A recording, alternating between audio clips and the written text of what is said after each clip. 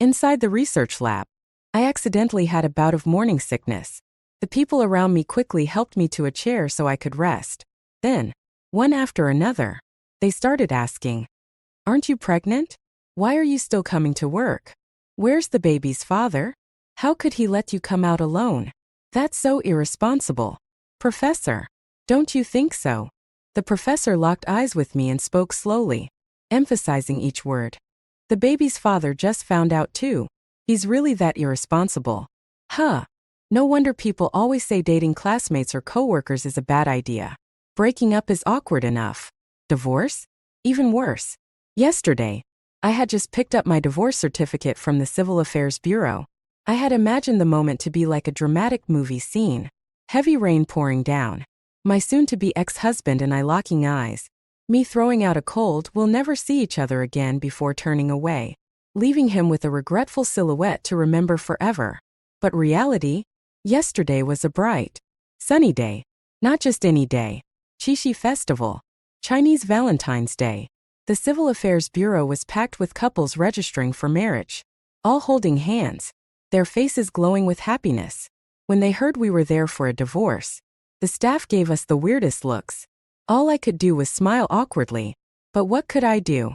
Our 1-month cooling-off period had landed exactly on this date.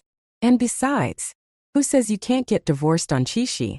The cowherd and weaver girl still have to part ways after tonight, don't they? Finally, I got the divorce certificate. There was no dramatic rainstorm, but I still struck a victorious pose, lightly tapping the document against James Carter's hand. "Goodbye, ex-husband. Never seeing you again." "Nope." He shut me down without hesitation. For a second, thought maybe, just maybe, seeing the divorce certificate had finally made him panic. But in the next moment, he pulled me back to reality. "Tomorrow's a work day. You still have to go to work. No one's going to wake you up anymore. Don't be late for the 9 a.m. clock in." And with that, he turned and walked away, leaving behind a cool and composed silhouette. Damn it, he actually one-upped me. Messing with me? He must think I'm easy to push around. Before, I could at least stop him from coming into my bedroom. Now, I could only endure it. The next morning, I barely made it to work on time. Right as I clocked in, I ran into James downstairs. He only gave me a brief glance before turning and heading upstairs. All right, fine. He was even more indifferent than me. Honestly, though, our situation wasn't as awkward as it could have been. Because, in reality, no one even knew we had been married. Looking back on our relationship, it had always been me chasing after him. He just passively accepted it. Back in senior year of high school, I fell for him at first sight when he transferred in. Somehow, he managed to make our school's outdated blue and white uniform look amazing. That alone set him apart. To be with him, I studied until 3 a.m. every night just to get into the same university. Then, I kept chasing him through college. He had rejected me before, but he did it so gently. "Sorry, my family is poor. I don't deserve you." Oh, come on. That wasn't a rejection. It was an invitation. Instead of discouraging me, it just made me more determined. "That's not true. You're the best person in the world." If he had just once said something harsher, like, "Who do you think you are?" I might have given up. But no. He was too good-looking. Too smart. He was already guaranteed university admission before finishing high school. Once in college, he kept winning competitions, scholarships. He made success look effortless. As someone who valued both brains and looks, I was completely trapped. So, I kept chasing. From high school to grad school. From graduation to the research institute. 10 years. 10 whole years of my youth spent chasing after James Carter. And now, I was exhausted. I had almost been late today. The bus only stopped outside the research institute, leaving me with another 800 meters to sprint. By the time I made it into the elevator, I was doubled over, panting, clutching my stomach. The reflective surface of the elevator wall caught my eye. Behind me, James was staring. Actually, it wasn't just him. Everyone in the elevator was staring at me. Maybe because I was the only one gasping like a dying dog. "Are you okay?" Emily, the new girl, a junior colleague, patted my shoulder to help me catch my breath. The moment she touched me, my stomach flipped. I couldn't stop myself from crouching down, dry heaving. Right then, the elevator doors opened. A group of balding senior researchers, all holding stacks of academic papers, were just about to step in, only to see me kneeling on the floor, gagging. One of them turned pale and yelped, "Quick, quick, quick, help her up." It wasn't even New Year's yet, and I already wanted to flip him off. Was this really the time for sarcasm? I was dry heaving so badly that I could barely catch my breath, my vision growing blurry. Just then, someone reached out from behind and grabbed my wrist. "Stand up first. Don't let your stomach cramp up too much." James Carter steadied me and pressed his thumb on a pressure point on my wrist. Almost instantly, the nausea eased significantly. "Liam, go get some water. Zoe, grab a piece of bread from my locker." His voice was steady, giving orders like it was second nature. The two interns immediately ran off to fetch the items. I often had stomach issues. Every time it acted up, even before I could say anything, James would step in and start massaging the right pressure points.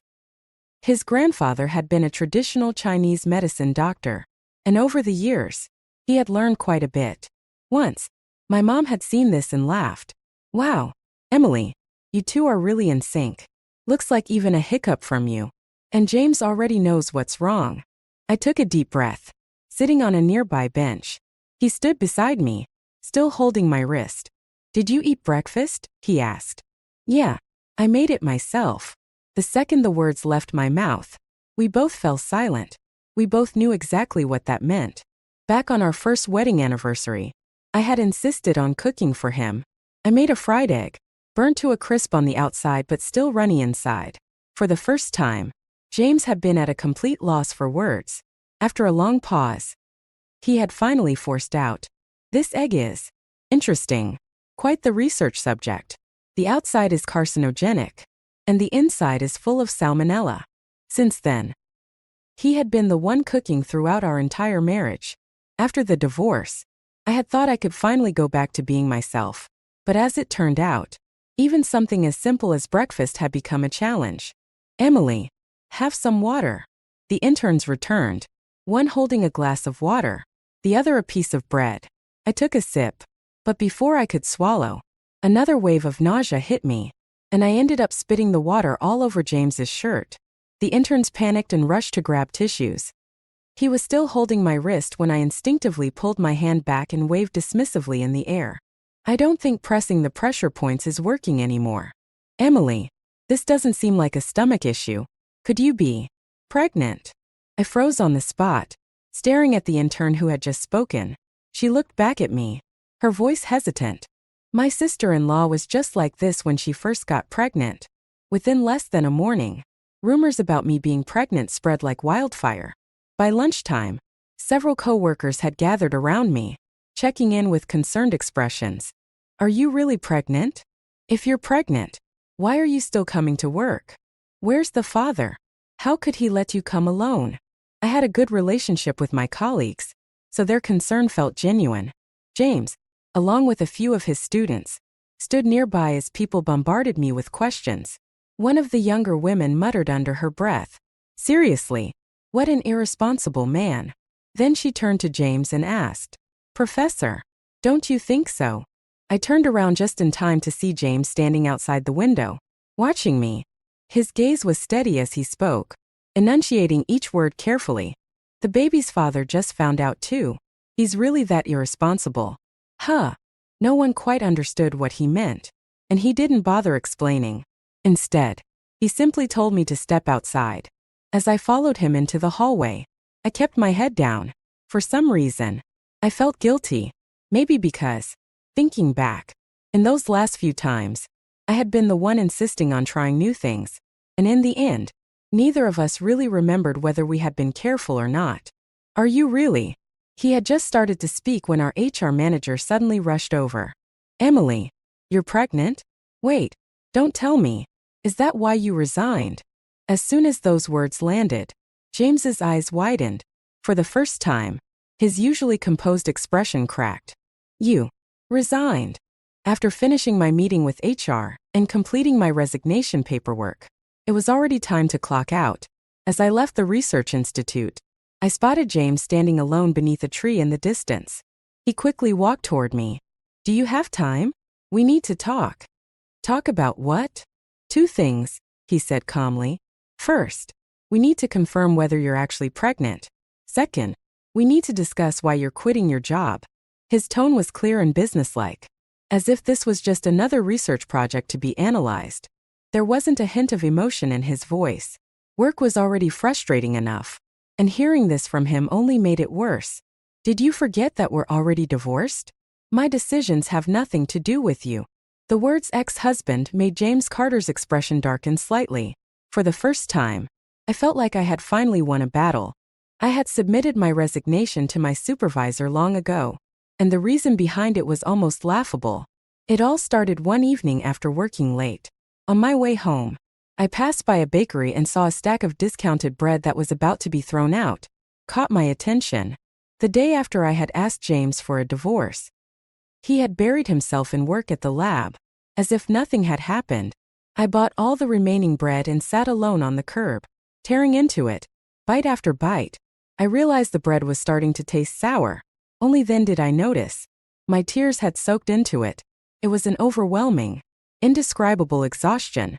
I had joined the research institute just to be closer to James, and it seemed like for years, everything I did was to stay close to him.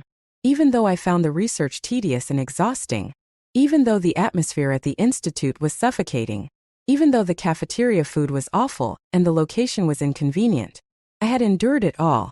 Only someone like James, who could tolerate absolute solitude, could fit in here. Yet, I had once dreamed of baking the most delicious bread in the world. That night, as I sat on the sidewalk, I suddenly realized something. The very next day, I submitted my resignation. In the span of just 3 days, I had made two of the biggest decisions of my life, divorce and quitting my job. But as I walked home that evening, my steps felt lighter. I waved at James, said goodbye, then turned and left. Just as I reached the bus stop, the bus pulled in, right on time. But after getting on, I couldn't resist looking back through the window. He was still standing there, unmoving. Then, in the next second, he suddenly crouched down, curling in on himself, his face buried in his hands. I couldn't see his expression. Serves you right. Go ahead and regret losing me." For 3 days, I locked myself in my apartment, doing nothing but sleep. On the 4th day, I finally told my best friend about my job resignation. She was thrilled and declared that I had finally escaped my misery. That night, she dragged me to a bar to celebrate. Unfortunately, I couldn't drink. Yesterday, I had gone to the hospital for a checkup. Turns out, I really was pregnant. My emotions were complicated, to say the least. Until I figured out what I wanted to do, I decided to just go with the flow. "You should have told me earlier. If you're not drinking, why do you even come to a bar?" My best friend rolled her eyes at me, then glanced at a nearby sign. "Look, you can get a free drink if you sing a song." Back in high school, I had been one of the top 10 singers in our school and even knew how to play the guitar. This was nothing. So, I walked up to the stage, borrowed a guitar, and started playing. By the time I finished, the whole bar was cheering. My best friend happily went to claim her free drink. I had just returned the guitar when I turned around, and immediately locked eyes with James Carter. What the hell was he doing here? Seeing James Carter in a bar was as shocking as finding a monster in bed with Ultraman. After all these years of marriage, I had never seen him interested in anything remotely fun. The dance floor was packed with people swaying and moving to the music. But James stood out like a sore thumb. White dress shirt, black dress pants, buttoned up to the very top. Completely out of place in this environment. Yet, his sharp features were impossible to ignore. Many people were already sneaking glances at him. Ignoring the stares, James walked straight toward me. His brows furrowed in confusion. "Why didn't you tell me?" His voice was low and controlled, but I knew exactly what he meant. "Didn't we get divorced? I came to a bar. Is that really such a big deal? Besides, how did he even know I was here?"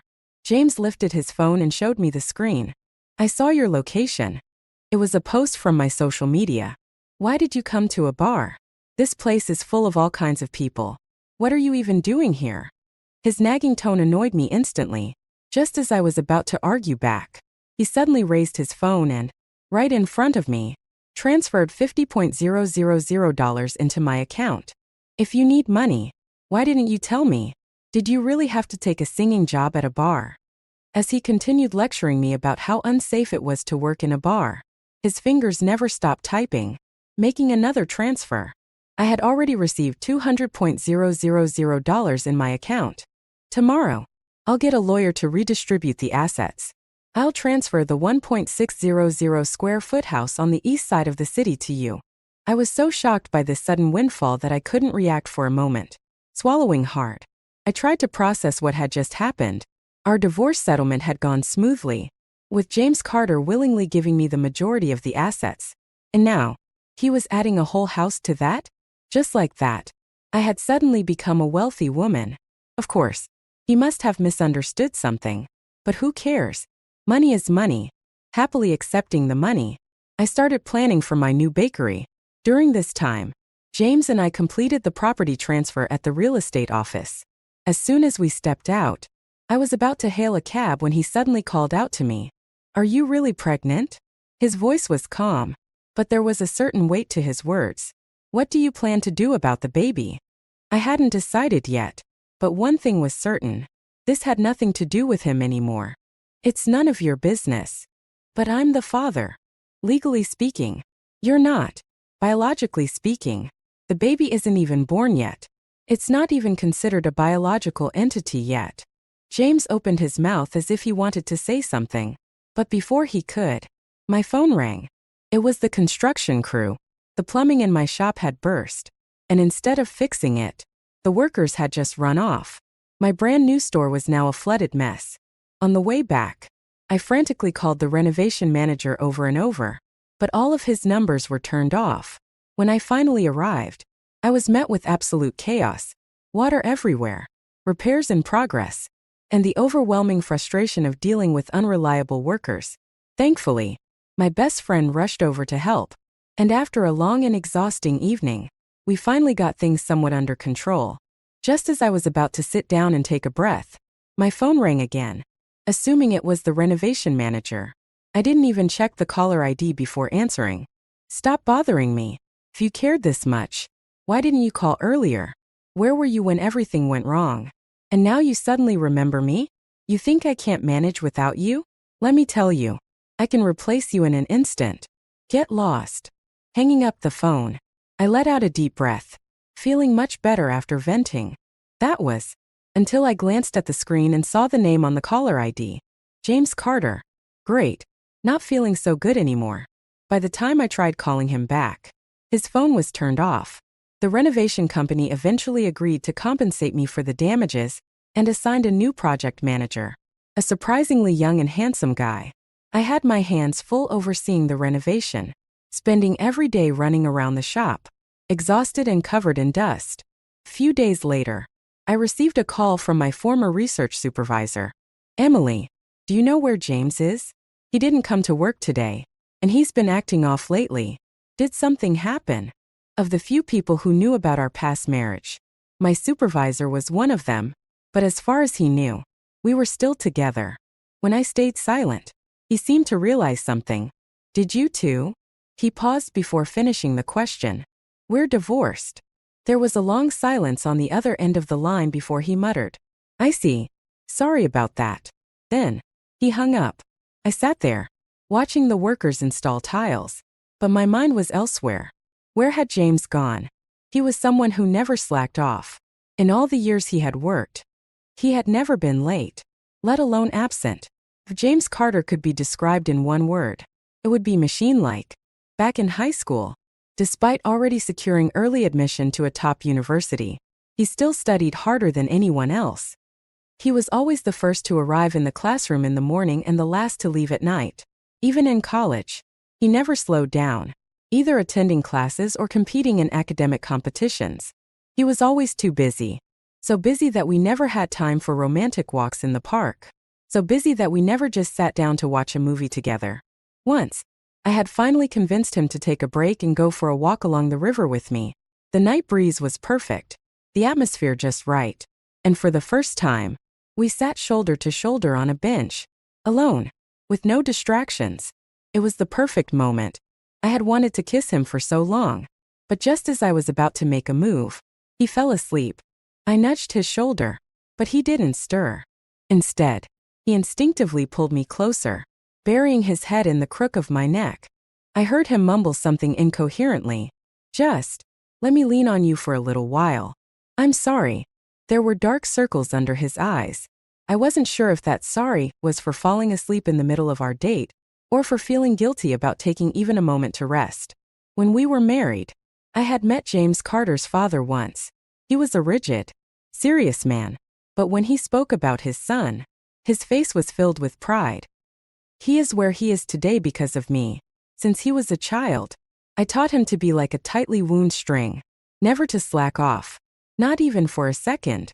But a string that is pulled too tight for too long will eventually snap. I sat inside my shop, watching the workers install tiles all afternoon. As I was about to leave, the new renovation manager offered to drive me home. On the way, we discussed the shop's lighting design until the car stopped at my apartment complex. He got out quickly to open the door for me.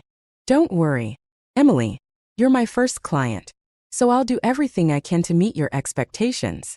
I smiled and nodded just as my phone rang. It was James. Since the last time he turned off his phone, we hadn't spoken once. I had barely opened my mouth when he cut me off. What are you doing? I hadn't even asked why he skipped work today, yet he was already questioning me first. Glancing at a stray dog sunbathing by the road, I casually blurted out, feeding the street dogs. Oh? Then why don't you have that 6-foot-tall dog next to you say hello to his ex-brother-in-law? My head shot up.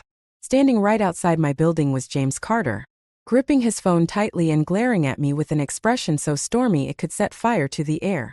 The young renovation manager noticed his expression and immediately panicked. Emily, I'll get going now. Don't worry. Your shop is in good hands. He practically yelled before bolting away. By the time I looked back at James, his expression had softened somewhat.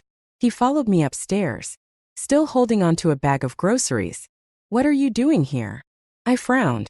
I just happened to be passing by after work. I bought too many groceries and thought I might not finish them in time.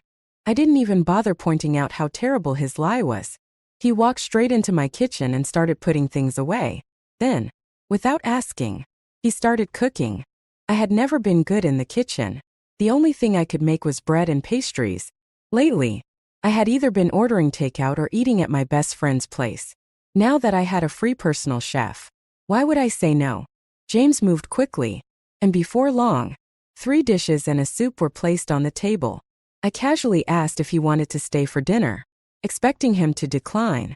Instead, he had already set out 2 bowls and chopsticks like it was the most natural thing in the world. Dinner was silent, save for the sound of chewing. In the past, I would have filled the silence with endless chatter. James was never great at conversation. If I didn't talk, he wouldn't speak a word. But if I did, he would always respond, though I was never sure if he actually wanted to talk, or if he was just being polite. Just like how I could never figure out whether he had ever truly liked me, or if he just accepted me because I had chased him for too long. The quiet was unbearable. I pulled out my phone to watch a movie while eating.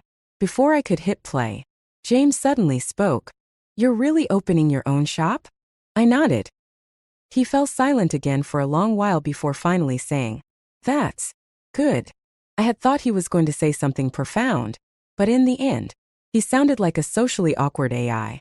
Frustrated, I ate faster, aggressively picking up food. In my rush, I accidentally grabbed some chili peppers and threw them into my bowl. Noticing this, James immediately spoke up. You're pregnant. You should eat less spicy food. I froze for a moment, then shot him a glare. That's none of your business. He put down his chopsticks, his expression serious as he looked me straight in the eye. Regardless of whether you decide to keep this child, I will take responsibility. There it was again. That same line he had said before we got married. James Carter and I had one too many drinks that night. One thing led to another, and we ended up in bed together. When I woke up the next morning, he was no longer beside me. Instead, he stood alone on the balcony, and from the looks of it, He had been there for a while. He had plucked all the spines from my cactus and stuck them into my succulents. Seeing me wake up, the first thing he said was, "I'll take responsibility for last night. Let's get married." I had already tied him down once before. I wasn't about to do it a second time. "I don't need you to take responsibility," I said calmly. "I'm doing just fine on my own. I don't want to interfere with your life anymore. And I don't want to hold you back." I got up and walked to the balcony to water my plants. James looked up at me, his gaze filled with emotions I couldn't decipher. Maybe I never truly understood him. Or I would have realized long ago that his dream had always been to work abroad. I had been the one holding him back all these years. He silently went to the kitchen and started cleaning. After scrubbing the stove until it gleamed, he finally ran out of excuses to stay. When I told him to take the trash out on his way out, he picked up the bag and stood at the door. Just as I was about to say goodbye, he suddenly gripped the door frame. "I have one last thing to say." "What?" His fingers tightened around the doorknob, his knuckles turning white. Just as my patience was about to run out, he finally spoke. "You never held me back." A month after my shop's renovations began, my mom finally found out about my resignation and divorce. That very day, she flew over to see me. I took her to my shop, which was still under construction, and walked her through my plans for the space. She listened quietly, not interrupting until I was done. Then, she took my hand and squeezed it tightly. "I'm sorry," she said, repeating it over and over. "I shouldn't have pushed you to follow in his footsteps when you and James got together." When I first started dating James, my mom didn't have much of a reaction. After all, he was handsome, smart, and had a clear vision for his future. In contrast, back then, my only dream was to bake the best bread in the world. But aside from taking a few baking classes, I hadn't taken any concrete steps toward that goal. James was the one who led me into graduate school. James was the one who brought me into the research institute. Thanks to him, I had landed a high-paying job that others envied. Even my mom used to think I had made the right choice in love. "Your dad and I couldn't sleep last night. We stayed up talking, wondering if we were too strict with you. Maybe that's why you've been suppressing yourself for so long," she said, then pulled me into a tight hug. "You look so exhausted. I didn't realize it until I saw you just now. I'm sorry. Doing something you don't love must have been really tiring. No matter what you choose to do next, your mom will support you." My nose tingled, and before I knew it, my eyes blurred with tears. I buried my face in her shoulder and sobbed softly. Of course, I didn't have the heart to tell her that my exhaustion was actually from staying up until 3 a.m. playing video games the night before. She patted my back, comforting me over and over. "It's okay. Losing James isn't the end of the world. I'll find you someone even better." Through my muffled sobs, I muttered, "That's going to be tough." Men who were as good-looking and as brilliant as James Carter weren't easy to come by. Compared to some of my former colleagues at the Research Institute, most of whom were balding with thick glasses, James stood out like a damn model. Whenever the Institute needed promotional photos, they would always pick him to be the face of the campaign. He was, without a doubt, the department's unofficial visual ambassador. "No matter how hard it is, your mom will find you someone," she promised, wiping my tears. I sniffled and shook my head. She hugged me even tighter. "You really can't let go, can you? Does it have to be him?" Unable to hold it in any longer, I finally pushed her away and blurted out, "Mom, you're stepping on my foot." She had been pressing down on it this whole time, and she didn't even notice? Awkwardly, she let out a dry laugh. To cheer me up, she started introducing me to eligible bachelors. But as it turned out, meeting someone too extraordinary in your youth really does ruin dating for the rest of your life.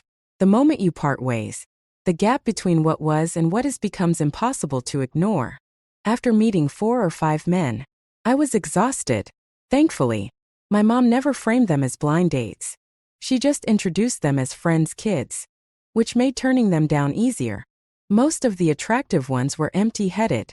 The smart ones, well, let's just say their looks were an acquired taste. At least I was financially stable now. With a monthly income of $15,000, I could support myself and a second person comfortably if needed. I don't have many hobbies. If I date someone, I just hope she stays home and takes care of me. The buzzing in my ears grew louder. I couldn't help but interrupt him. Sorry, but a few years ago, my monthly salary was already higher than yours. Also, I don't cook. The man across from me stared, completely speechless. As I left the cafe, I heard him mutter under his breath, "How is that even possible? A woman not knowing how to cook is one thing, but earning that much money? There's no way that money is clean." I couldn't be bothered to argue. Stepping outside, I planned to take a walk to clear my head, but just as I looked ahead, I saw James Carter standing not too far away, with a woman next to him. Instinctively, I checked today's date. It was the weekend. Maybe he was just meeting a friend. We were divorced. It had nothing to do with me. I turned around and walked in the opposite direction, my steps sluggish, like a turtle dragging its feet. The sky was overcast, and it looked like it might rain at any moment. If only it had been this kind of weather on the day of our divorce. It would have suited the mood better. No, I was still thinking about it too much. I snuck another glance over my shoulder, telling myself it was nothing. But this time, my eyes met James's directly. Busted. I had been caught staring. He froze for a second before walking straight toward me. "It's going to rain. Let me take you home." We walked side by side. At some point, the drizzle began to fall. It reminded me of something from last year. That day, I had gone out shopping and saw two couples walking past me, all lovey-dovey and affectionate. On a whim, I sent James a message. "If I turned into a cockroach, would you still like me?" His reply was short and to the point. "It's going to rain. Did you bring an umbrella? Come home early." Classic James Carter. Getting him to say anything romantic was harder than climbing Mount Everest.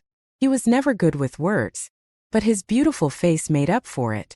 I had put away my phone and hurried home, only to find him rushing out with an umbrella just as I reached the entrance of our apartment complex. "Where are you going?" I had asked. He had been clearly flustered, still catching his breath. "I thought you didn't bring an umbrella. I was coming to get you." "Are you stupid? If I didn't have an umbrella, wouldn't I just call you?" "But you didn't reply to my message." There had been a hint of grievance in his voice when he said that. Later that night, I finally checked my phone and realized that 2 minutes after his initial reply, he had sent another message. "Why didn't you reply? Wait, did you really turn into a cockroach? Wouldn't you get washed away in the rain? Forget it. I'll just come get you." It had James Carter's unique sense of deadpan humor all over it. He was never one for sweet words. His care for me was always hidden in those everyday reminders. "Can I see your shop?" His sudden request brought me back to the present. He had stopped walking, looking at me with a quiet, expectant gaze. I nodded and led him there. The major renovations were done.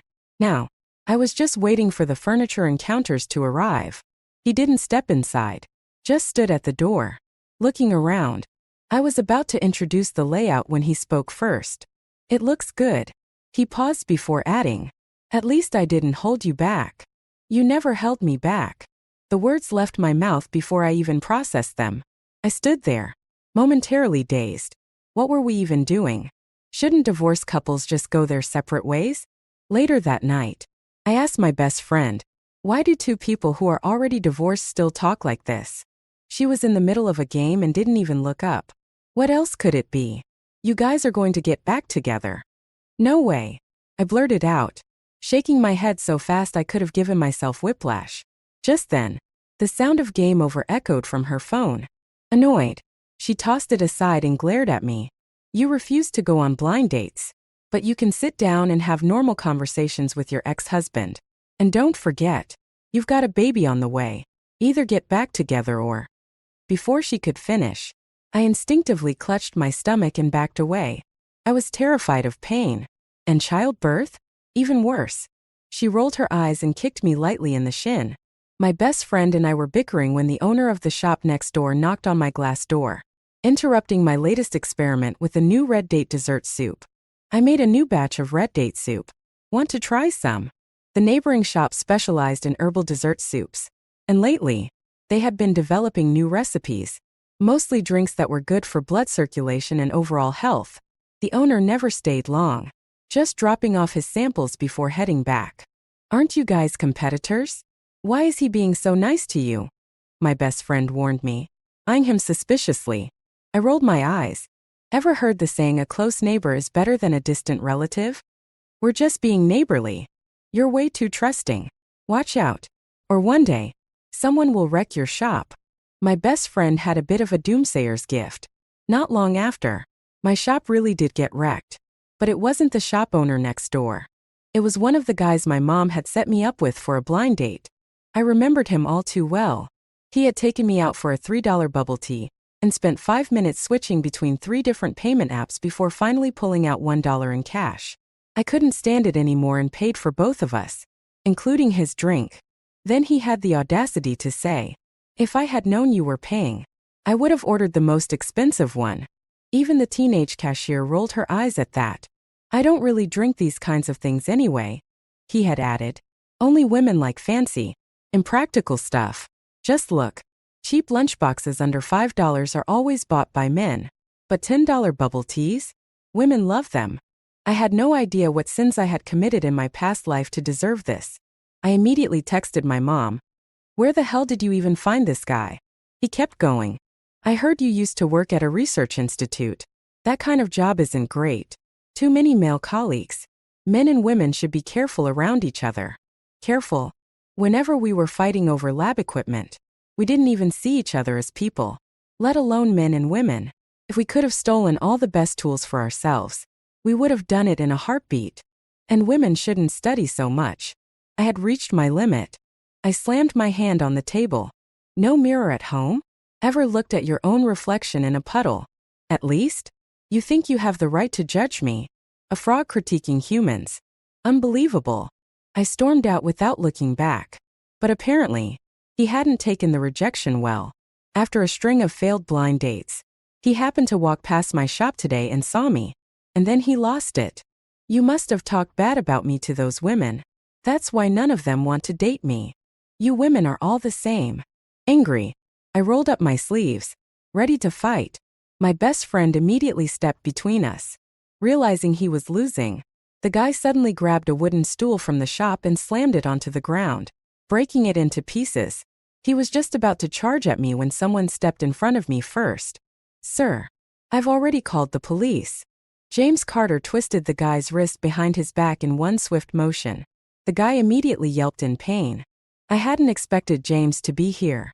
I barely had time to process it before the guy started screaming, begging James to let go. James actually loosened his grip. But the moment he did, the guy swung his fist, landing a punch squarely on James's temple. "Damn it. You just let go when I tell you to? How stupid are you?" It was a solid hit. James collapsed to the floor instantly. The guy was arrested, and James was rushed to the hospital. He woke up not long after, but my heart was still lodged in my throat when I leaned over him. "Do you remember who I am?"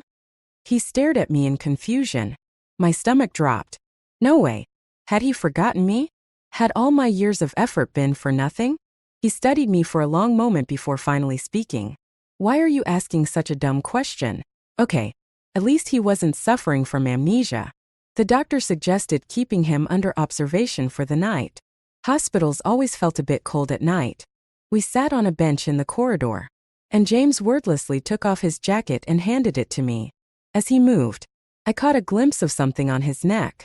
I grabbed his collar instinctively, but the moment I saw what was hanging around his neck, I froze. It was our wedding ring, strung on a silver chain. "Why didn't you sell it?" I quickly pulled my hand back, regretting my impulsiveness.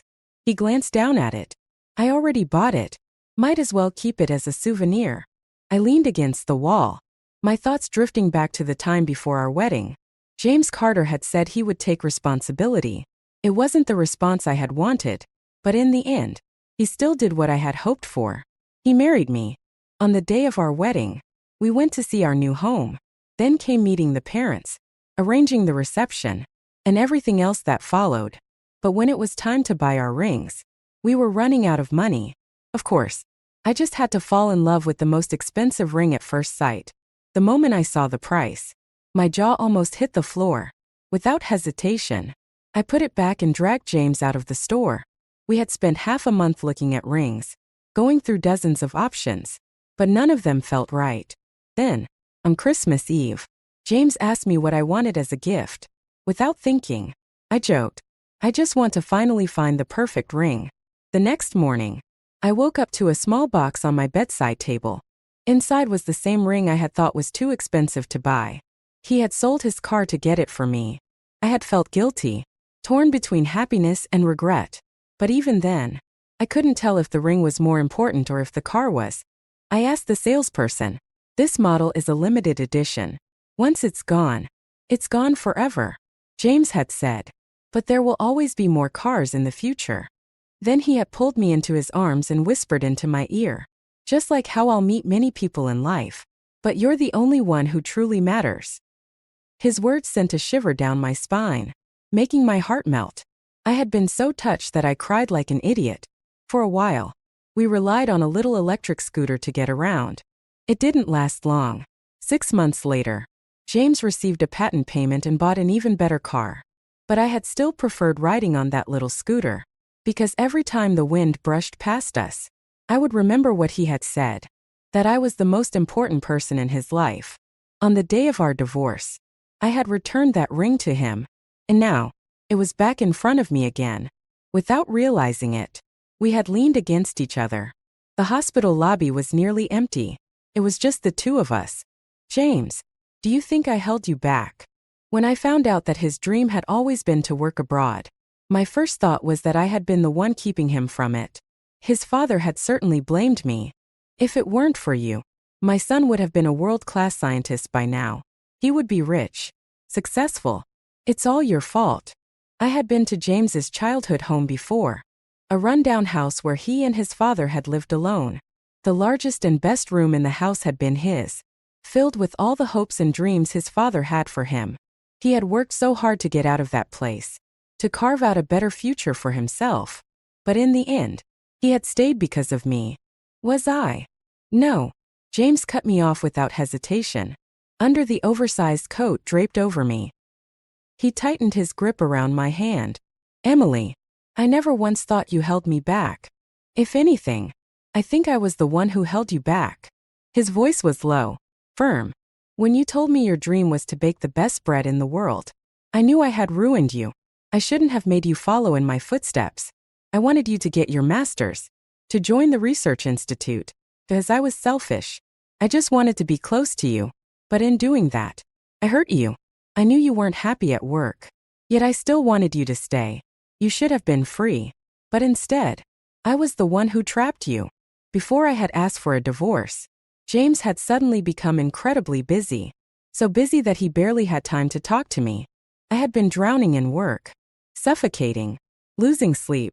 And then, one night, his father called me. I had always known his father didn't like me, but I had never cared. After all, even my own mother and I fought all the time. So every time his father spoke to me in that condescending, passive-aggressive way, I had always snapped back. He had learned to stop picking fights with me. But that night, when he called, James had been in the middle of waiting for an important set of experiment results. He hadn't come home yet. The moment I answered the call, a furious voice erupted from the other end. "It's all your fault. You ruined my son's future. You stopped him from going abroad. I hate you." His words were jumbled, but I could piece together the emotions behind them. I wasn't a trash can. I had no obligation to accept his emotional outbursts. I hung up. But after that, I couldn't sleep no matter how hard I tried. Later, I asked James Carter if he had ever truly wanted to go abroad. He nodded. For a long time, yeah, I really wanted to. So I had held him back. If love was only going to fade and turn into resentment in the future, wouldn't it be better to part ways now and leave each other with dignity?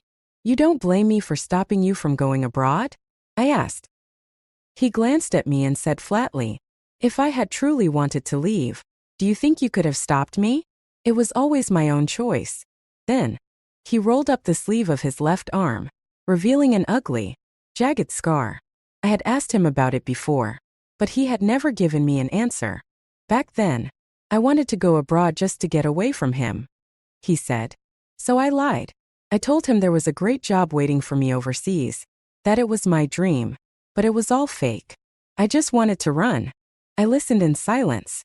At some point, he realized I had a talent for studying. That one day, I make a lot of money. That I could erase his shame. James took a deep breath before continuing. The year my mom died, he had no money for her treatment. He went door to door, begging on his knees. But in the end, she still passed away. And he never forgot it. When I was a kid, I didn't care about school. He'd beat me for it. The worst time was when I sneaked off to the river with the neighbor's kids to catch fish. When I got back, he grabbed a knife and threatened to cut off my hands. That's when I got this scar. I reached out, running my fingers over the rough, uneven tissue. His arm trembled slightly under my touch. It felt as though I was touching the wounds of his younger self. Eventually, I realized that dream was impossible. If I hadn't met you, I might have ended up in that river, or maybe just lost somewhere. Nowhere at all. His voice was quiet now. I was too tired to hold on. Before I met you, I had thought about ending my life more times than I can count. But you pulled me back from the edge. You were the rope that kept me from falling. We leaned into each other. For the first time, we spoke openly, without any walls between us. Thinking about the past 10 years, all the effort I had put in just to keep up with him, I suddenly felt wronged. Yes, I had become better because of it. But I was so exhausted. Do you have any idea how hard I worked just to keep up with you? I muttered. I was terrified of falling behind. Even for a second. James stiffened slightly, staring at me in shock. But your mom said. She said you were ambitious. That you used to like other guys. But once you surpassed them, you lost interest. I was momentarily stunned before my irritation flared. I should kiss you right now. Do you know how much suffering you put me through? Then, I sighed dramatically. But you're lucky. You've got this face. I can forgive a lot because of this face. He laughed. A rare, genuine chuckle. What if one day I'm not good looking anymore? He teased. I'd still like you. Why? Because you're James Carter. Love comes without warning, and once it takes root, it's impossible to erase. By the time I realized it, I had already fallen hopelessly, irreversibly in love with him. James went silent for a moment. Then, he reached up and unclasped the silver chain around his neck. In his palm was the wedding ring we had once worn. The inside of the band still had our names engraved on it, along with a single word, forever. When he slid the ring back onto my finger, I felt something tighten in my chest. It was as if my finger was connected directly to my heart, and I could feel its every beat. His fingers curled around mine, the warmth of his hand seeping into my skin. Then, behind us, someone coughed awkwardly. We turned to see a nurse standing there, looking slightly embarrassed. Visiting hours are over, she said. If there are no issues, you're free to leave.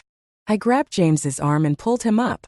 As we walked away, I could hear the nurse mumbling under her breath.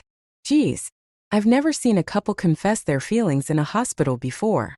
What a public display of affection.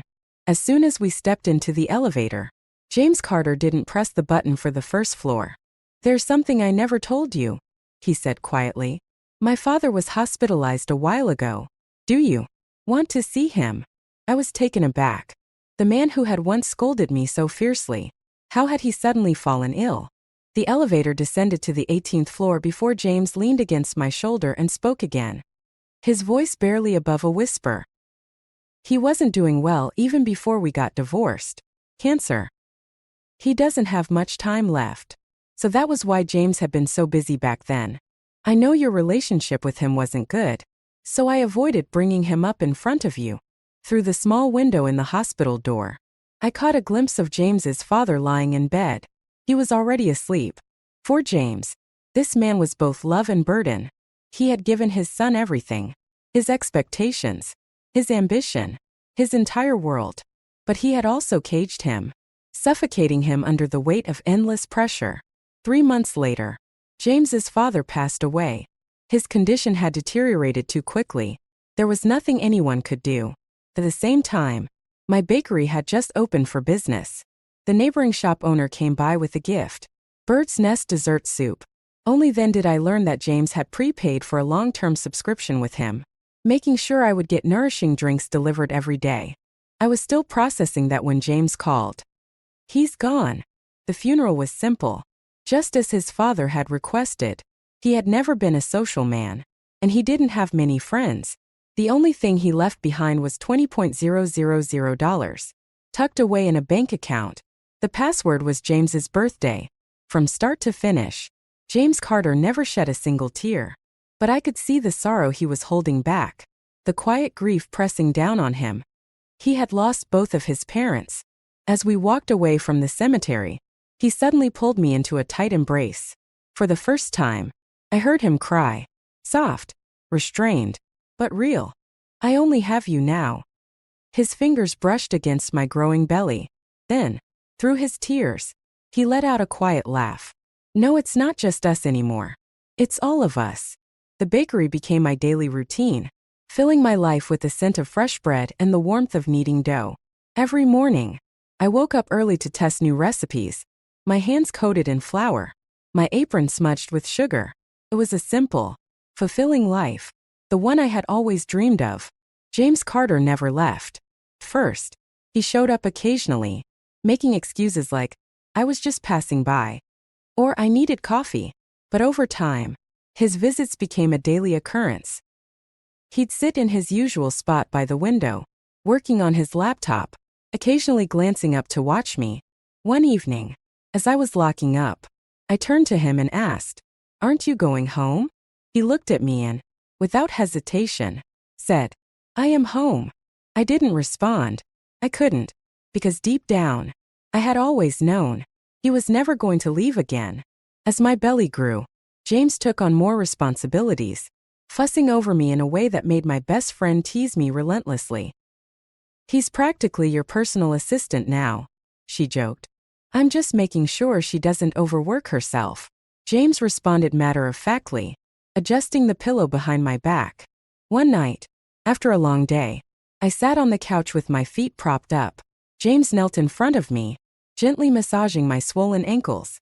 You don't have to do this, I muttered. I want to. You spoil me too much. Then let me keep spoiling you. His fingers traced slow, careful circles against my skin. Emily, he murmured, his voice soft. Let's get married again. I stiffened. Why? Because I never stopped loving you. My throat tightened. James, I don't want you to marry me just because of the baby. He smiled. I'm not. I'm marrying you because I can't imagine a life without you. I looked at him, at the man who had once been my husband, my greatest challenge, my deepest love, and I realized something. I had never stopped loving him either. We didn't have a grand wedding this time. No extravagant banquet. No expensive rings. Just a simple ceremony at City Hall, with my best friend as the witness and a tiny gold band on my finger. Afterward, James held my hand as we walked through the city, the late autumn air crisp and cool. Any regrets? He asked. I squeezed his fingers. Not a single one. He smiled, pressing a kiss to my forehead. Me neither. A few months later, in the quiet hours of the morning, our baby was born. Tiny, wrinkled, crying bundle, with James's dark eyes and my stubbornness. He held our child with the same careful hands he once used to hold fragile lab equipment, his expression unreadable. Then, in the softest voice, he whispered, Welcome to the world. I watched him, my heart full. We had taken the long road back to each other, filled with missteps and regrets. But in the end, we had found our way home. Together. And this time, we weren't letting go.